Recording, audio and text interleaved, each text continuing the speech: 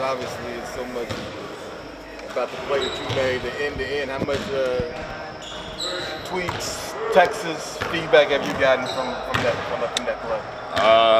A bunch. Tweets, reels, text messages about it. But just trying to set the tone, not giving up on either end. Making every possession count, just making a play. I'm curious, when you made the basket on the one end, what made you immediately go, I got to get to that other end and try to make something happen?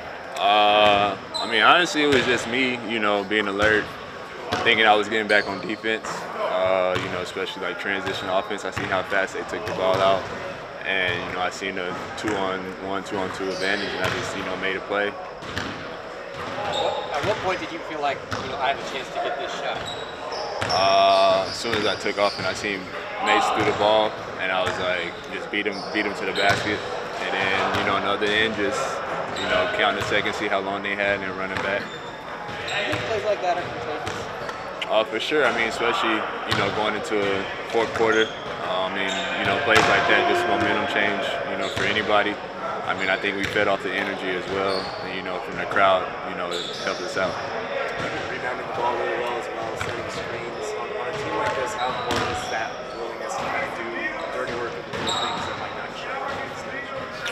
Means a lot. That's just, credit to, my game, playing every possession hard, getting us more advantages, on the offensive end, but, just taking every possession, not for granted and just playing hard. To that point, you also defend up a position a lot, guarding bigger guys. I know that's been a point of pride for you. How long has that been part of what you've been able to do out there? I think just my whole career, always taking a challenge, whether I'm guarding, smaller players, bigger players, best player. I think just taking a challenge, not backing down, and just competing every possession. Royce, you saw the Lakers on Friday, and you guys had the loss. So what are you guys looking for tonight to change the result? We know we got to control. Can't give them easy possessions, can't turn the ball over, and we just got to play our game. One of the things that Coach said after the game while he was starting Ryan, part of it, he said he liked you in that second unit. How do you feel about the impact you're making with that group, and then obviously there's an opportunity where you'll close the game as well? Being myself. Coach gives me the opportunity to, let I start, come off the bench, be free, play my game. And I think just trying to impact the game, no matter who I'm out there with. Everybody, has a role, and, we all competing hard for one goal to that's win games. It looks like the lineups has been so many of them. What do you feel like is working, or what has led to so many multiple lineups? I think just our versatility, trying different lineups out, seeing, everybody meshing together. And then, different games calls for different lineups. So whether we got to go small, big, I think just having that, variety of playing different guys together. It might be hard to find a rhythm when you have guys coming down. Yes and no, but at the end of the day, it's still basketball. As long as we play the right way, everybody's gonna get shots. I don't think nobody really cares about stats and who scores what. As long as we win the game, everybody's happy. We've talked a lot over the quarters about James Conner and the team kind of feeding off this energy and being contagious. The play from Saturday. Do you kind of realize when the team needs a pick-me-up, you need to make a play like that? Do you watch James at all? Is there any sort of appreciation of his game? I think just if anybody making a play, especially for, the team, I think everybody feeds off that. Whether it's a stop, a big time shot, or, a highlight, I think that energy is just contagious and everybody follows. We've been hearing a lot about Ryan and the rookies. They're being sponges, asking a lot of questions. What kind of advice have you been able to give them? For myself, being in their shoes, especially Ryan, just working with him, and then also, just basically telling them to be themselves, just kind of play carefree basketball, learn as you go. They ask a lot of questions, so that just shows, the type of character that they have, and they want to get better. You guys are playing the Lakers and Clippers twice through the week, so how important is it to get these two divisional rivals out of the way before going deeper in this game? I think just the way the schedule lined up, just taking it one game at a time and win as many games as we can. What do you think of the reaction you got though after that play? Were you surprised that the crowd went nuts after that? I mean, not really surprised. I mean, it was a good feeling. I mean, especially the team just being right there, supporting, and then the fans feeding off that energy, and it's contagious to us. Sparked us a big run, and everybody else made plays down to finish the game. Royce, sorry if you've already been asked this. Just last game when KD was able to do 8-player in NBA history, 29,000 career points. Just what stands out to you about him and just the longevity that he's been able to have? Yeah, I mean, that's a huge accomplishment. I mean, like you said, only 8 players and 29,000 points, that's a lot. And then, I mean, he's just going to continue to get better and score more points, but I think he just goes to show his work ethic, how hard, he works every day, the amount of work he puts in, and, that's a huge accomplishment and achievement. Last question here. The conversation around the Lakers is always the free throw disparity. What is it that you guys could do to keep them from getting to the line so much? Not fouling, just, playing good defense and then, getting stops. They could have kept the music on.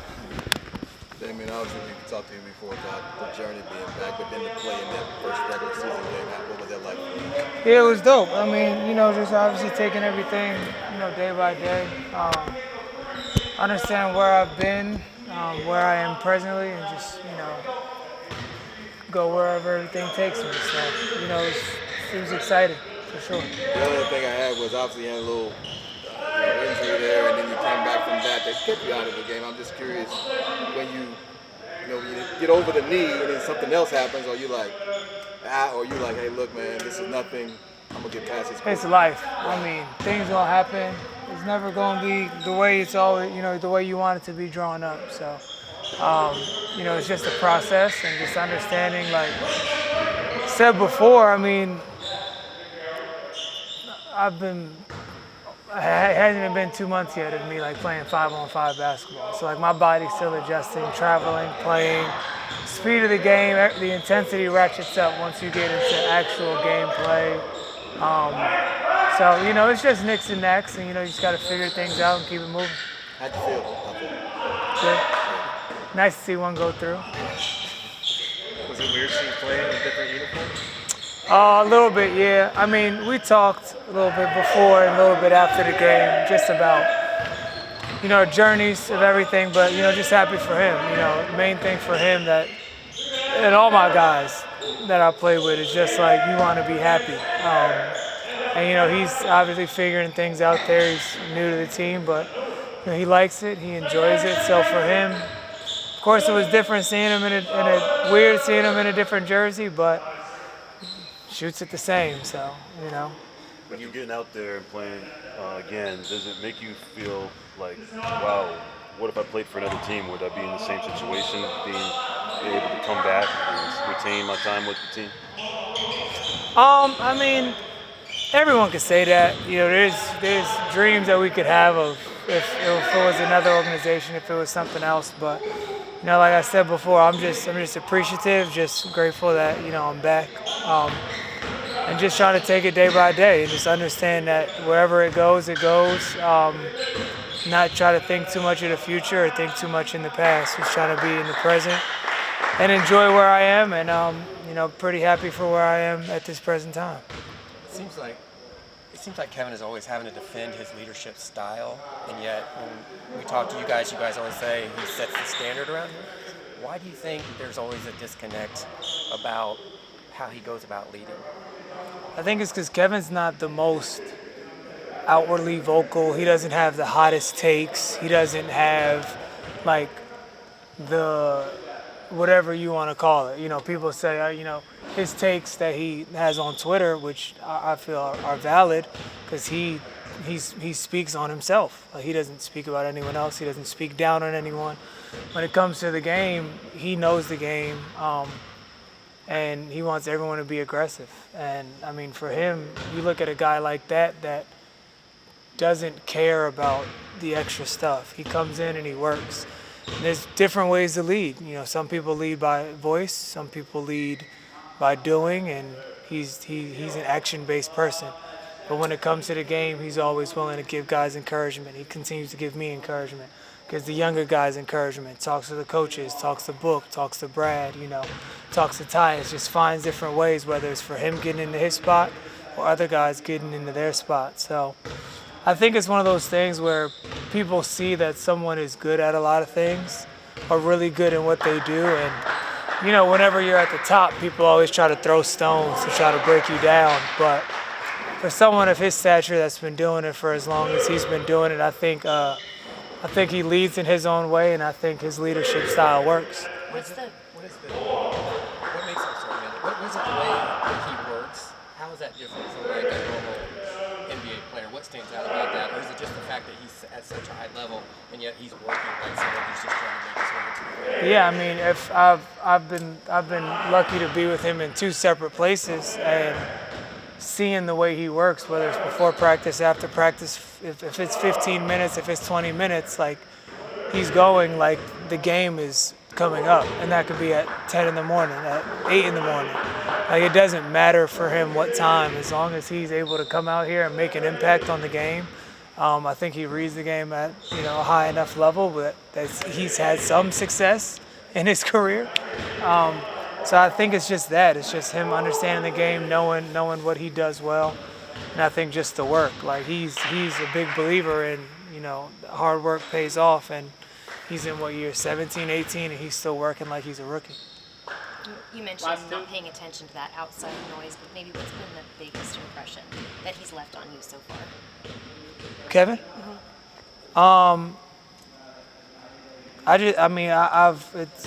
Growing up, he was obviously like a lot of the guys. We're on that same boat. Like one of our favorite players. Like he was one of my favorite players growing up, and also being like a Baltimore guy, and him being from DC, right down the road, and just it was like you hear the stories about a guy, and then you see from afar, and then you see up close, and then I've been fortunate enough to share time with him, and he's not only is he one of the greatest to ever touch a basketball, he's one of the greatest teammates and people. Like he genuinely cares about the people he cares about.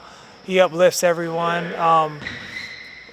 and I just think Kevin's a very special person, and he's always looked out for me. Even my first time in Golden State, when we were together, time here as well. Like he just always finds a way to just look out for people, and I think that goes to his character. And I think people try to attack your character when they don't know you, when they're on the outside looking in. So they want to try to find things to say about you. But Kev's been good in my book, and he'll always be good in my book. He's one of the real ones, across this league. Hey, Damion, so the Phoenix Suns, they're coming in. Like, you guys have had a gauntlet of a schedule, playoff team after playoff team until, like, through November 10th. So can you just tell me what it's like playing against teams of this caliber consistently? Who do we play November 10th? You guys play, what was the last team? I remember the date. I don't remember the team. But you guys play a playoff team, and then you play the Jazz on the 12th. So I'm curious. So how does that, like, playing calibers of teams do for just building chemistry with the new team? Well, I mean, if you look at the West, I mean, damn near every team's a playoff team, right? Like, I mean, if you look at the talent that is in the West. So, I mean, it's just a matter of just playing games. I mean, you got to play who's in front of you. So it doesn't matter if it's a playoff team from last year, non-playoff team, play-in team, the champions, the runner-up. You got to find a way to play who's in front of you and just try to position yourself so that when April comes, you could be in the best position that you could be in, seeding-wise. And then, I mean, you got to play all 82 games. And then once you get to the playoffs, you got to win 16 games. So, it's fun, though. I mean, you get to play these playoff caliber teams, and any team in this league. I mean, no day is a bad day being in this league.